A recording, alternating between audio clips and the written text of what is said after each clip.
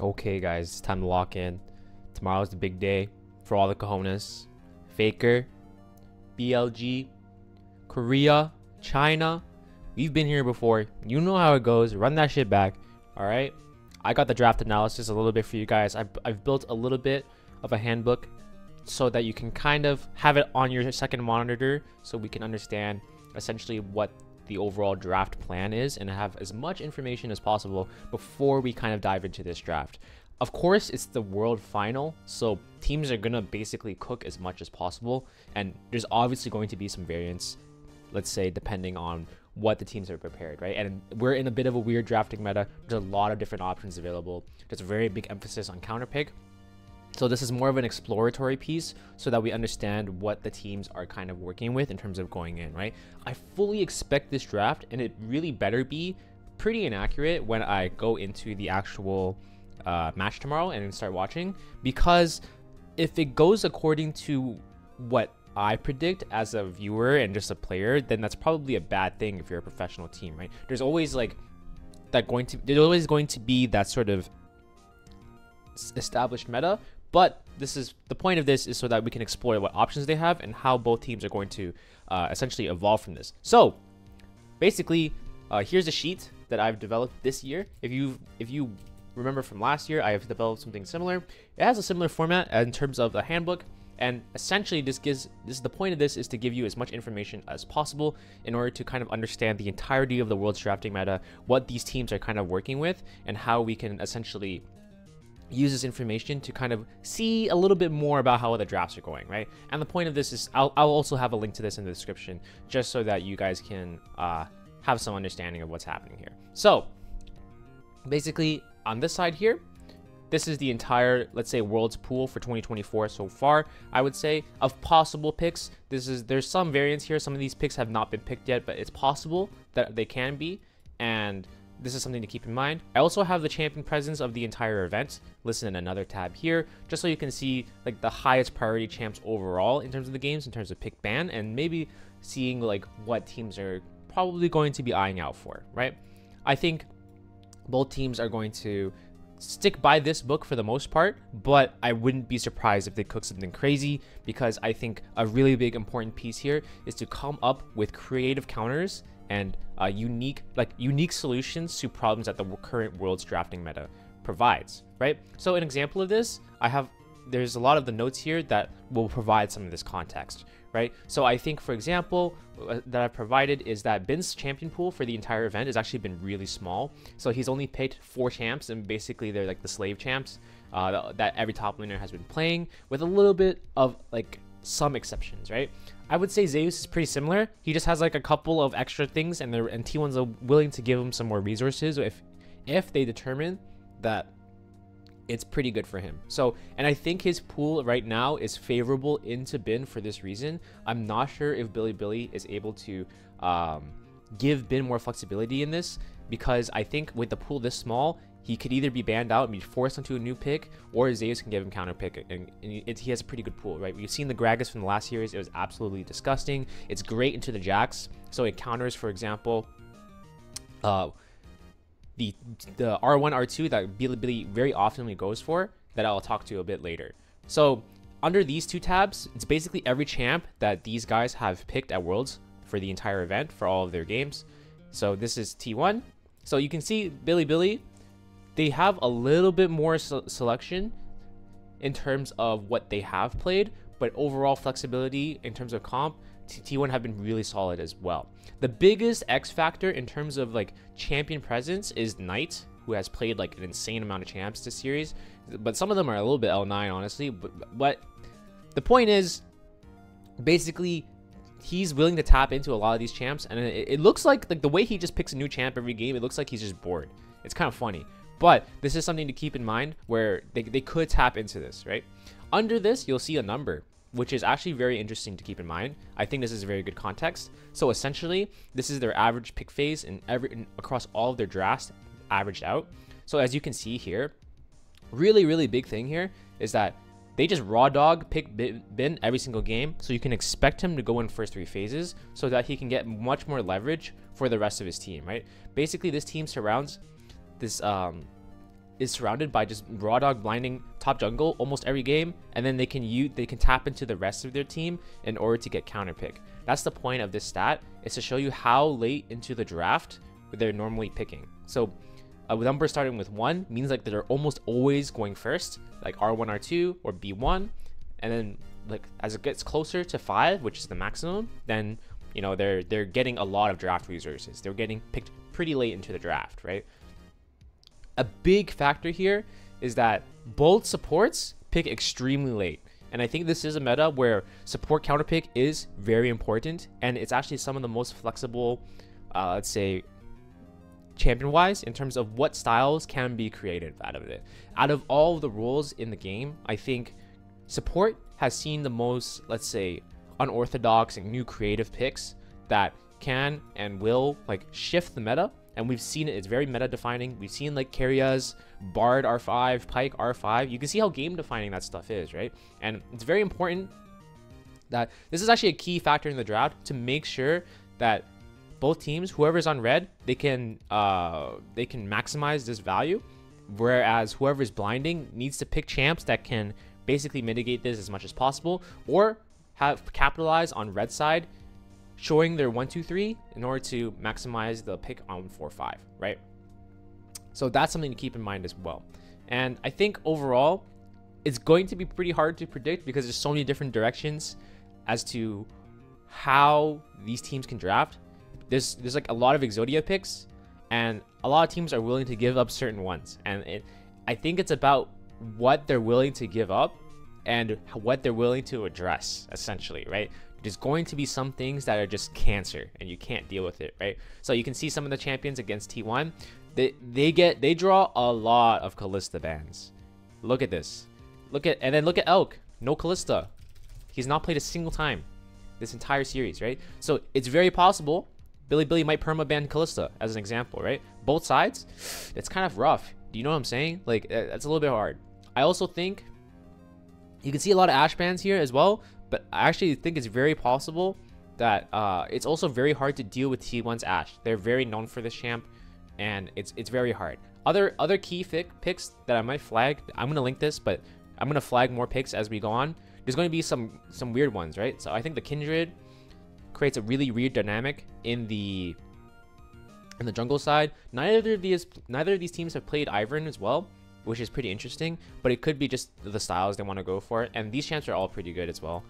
The other main factor, other than the support and everything mentioned, is that I think AD carries, these Chinese drafts, they're more favored towards these forward picks, right? It's very how Chinese of you, right? You love the chaos, you love the you know, that LPL style, right? You're the very aggressive style. You just outplay everything, and that's something to keep in mind here, right? And then I think if Elk or if BLG ever want to play this sort of style, they're probably gonna have to ban Ashe. And if I'm actually pretty scared of the, I'm gonna mark this now. I'm actually pretty scared of the Guma Caitlyn. Like, he had some showings of it, and I think it has a lot of potential. And it's basically like Ashe in terms of being able to dominate a lot of matchups. It hasn't been successful yet, but I think this could be an X factor, right? All right, so that's the main sheet, and you can like think of it what you will, and then there's a lot of different tabs that kind of like go through certain examples, right? So here, this is basically their entire match history as well as what they've picked in what's order. So this is important to gain context as well, right? So, and they're in order of the newest series versus the oldest series, right? And this is important to keep in mind, because the older the series is, I would say there's a slight drop off in terms of how relevant the picks are to the meta, because teams are calibrating to what's good, right? For example, BLG, there's an Oreo on a B1 here. I don't think they're ever going to do that tomorrow, but like, it is still important to think about like what fundamentals they are going for, right? And look at this. Jax garnered 3 games in a row on red side, right? They're just down for it, and it seems that they're down for whatever. BLG, they can also use red side, right? It's not a big deal. You just like let a lot of the OPs open. You kind of try to trade 2 for 1. It's not too bad, but you can see you can try to look for the trends here, right? And that's where the stats come in, and we can see their opponents as well, so that you can account for that variance. And yeah, that's pretty much like in terms of like this context, and you can use it as what you will. Something I'll flag here is that this is red. This is because I believe BLG actually used Wei here in the switch stage, and then they switched it to Shun, and then they used Shun for the rest of the event so far. So that's something to keep in mind. So Shun, their jungler, has only played 12 games, and then the Wei, their other jungler, has received these ones. But low-key, I think Vibe B1 might not be that good in this meta, so that's probably why. It could be the player. It could also be their draft priority, not setting him up correctly, and so be it. So these are some of the flags as well with the limitations of this. There's other statistics that you could gather in order to understand how much a team prioritizes a certain champions. So let's say, for example, if I go to Games of Legends, right, and then you see like some of these champions, right? Let's say an obvious example is Yone, right? Yone is always being picked B1. So a valuable stat that I don't have here actually, because it's very hard to gather, is the average pick slot per champ. So what does that mean? So let's say, for example, I believe Pyke has only been picked R5, and both times it's been with Vicaria. So the average pick for Pyke is 5, right? That's Pyke. And average pick, and then Yone would be 1, right? Because he's always B1'd. He's either banned or he's B1'd. And what does that mean? Essentially, this means that on average, they're picking champs this early, right? That means they're usually very high priority. And if a team is picking above or below the average, I would say that's an indicator as to how much they prioritize a champ. In addition, I think another valuable stat is blind percentage. So for example, if we go back, right, and change the stat to blind percentage, and this just means like how often when the champion is picked they are blinded. For Yone, it'd probably be like 100% because it's always B1, and for Pyke, it's probably be 0%. So you can combine both these stats, right? And this could give you even more context as to the behaviors of a certain team when they go for things, right? And I think this is important stats as well that could be factored. And if you'd like to go in and look at it yourself, then I think that would be very valuable as well. Like I mentioned back here, this is just all the champs ever picked at Worlds, so pretty solid. And then I've worked out just a few examples of what the draft can do. I did it a little bit, I didn't go too crazy because I think it's very wild the way it could go. So for example, last year I did it for Worlds 2023, and I think low-key T1 did some Giga Chat drafting, right? They just kind of like, they just said fuck this draft, and then they just Giga Chat just picked whatever they wanted, and they picked like a skill draft. They picked a draft. I was like, as long as they're the better players, they'll win, right? And you know, there's a pretty firm sort of set of picks that, you know, they should pick on one. Like Ashe should be one, Yone should be one, you know. But I think it's really, at this level, it's really what you're down to play against, right? I'm not sure. You'd have to find out. Maybe they let Yone through and send it to 2, and then they actually take Ashe instead. That sounds a little crazy, right? But I think T1 against BLG specifically, this could work, right? Or whatever bans they go for. There's a lot of different bans, right? So I just listed a few of the conditions as an example, and then some of the example champs that you could kind of think about, right? So I've got one where T1's on blue side, in which case they are for blue game 1. And then this is a couple of examples for red side, which I am still working on, and I'll probably continue to cook a little bit later today. But yeah, so basically you should have this on the side of your screen essentially while looking, and then you can understand a little bit more as to why they picked this in certain slots. Do keep in mind that this is just like, again, I've mentioned this is exploratory. I think it's more important to think about the drafting fundamentals. I might even list them here. I might put them somewhere on this main tab, right? I think it's important to understand like why teams like will go for this, for example, right? So let's say, for example, B1s, right? A common reason to pick B1s is that usually a good sign is they have a good matchup spread. 2 is they're flexible into most comps. 3 is that they're just overtuned. And the really broken champions that are just perma B1 are usually ones that have a combination of all 3.